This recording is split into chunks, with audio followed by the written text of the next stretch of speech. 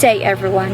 Today we are going to explore the two important ways of thinking in mathematics, the inductive and deductive reasoning.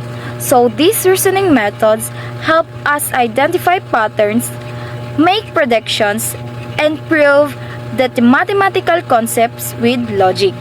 But instead of just learning definitions, we will see how they apply to our real life situations. So think about the patterns you notice every day, like the arrangement of flower petals, the shape of tree branches, or even the sequence of numbers in a puzzle. So inductive reasoning allows us to observe these patterns and form a general conclusion. But how can we be sure that these conclusions are always true? That's where the deductive reasoning comes in. It uses established rules and logical steps to confirm our findings. In this presentation, we will demonstrate how both reasoning methods work, how they complement each other, and why they are essential in problem solving. So by the end, you will have a clearer understanding of how logic and patterns shape not only mathematics but the world around us.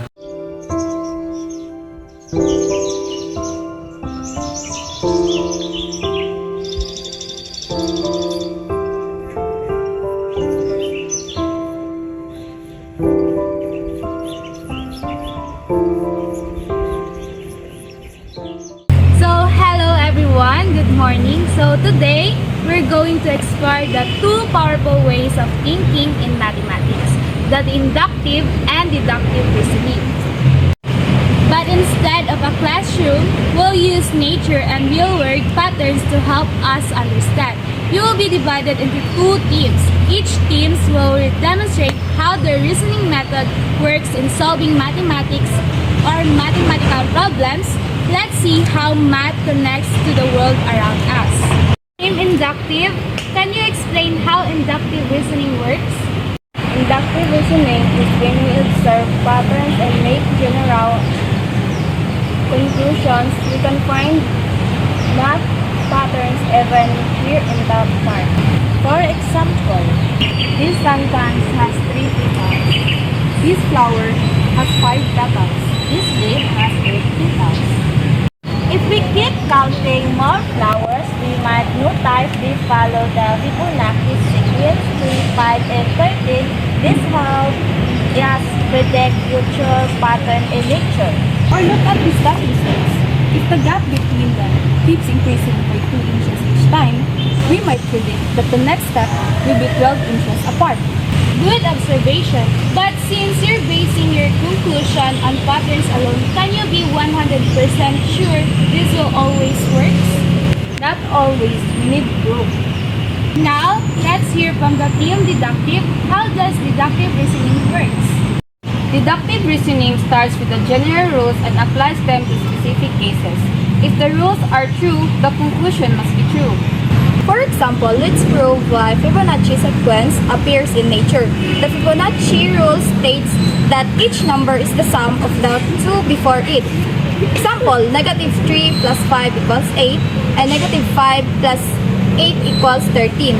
Since this rule always holds, we can confidently predict the next number. Deductive reasoning is like solving a puzzle with logic.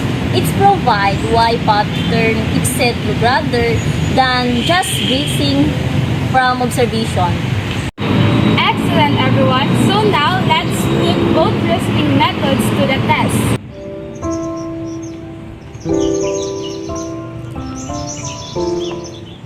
I'll give you a new pattern based on something in the court. Look at these trees. Some have 2 branches, some have 6, and some have 12. What do you think comes next? Notice that the difference between the branch numbers is 6 minus 2 equals 4 and 12 minus 6 equals 6. Following this pattern, the next difference will be 8, so 12 plus 8 equals 20 branches. Let's confirm this with a formula. The pattern follows n squared plus n. Negative 1 squared plus 1 equals 2. Negative 2 squared plus 2 equals 6. Negative 3 squared plus 3 is equal to 12. Since the rule holds, the next term is 4 squared plus 4 equals 20. Inductive reasoning helps find the pattern and deductive reasoning prove it. Fantastic teamwork, everyone! Inductive reasoning helps us discover patterns, but we need deductive reasoning to prove them in all cases. In math, both methods work together to strengthen our understanding.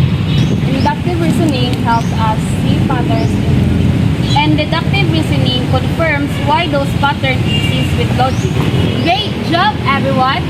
Remember, math is all around us, even here in the park. Keep thinking critically.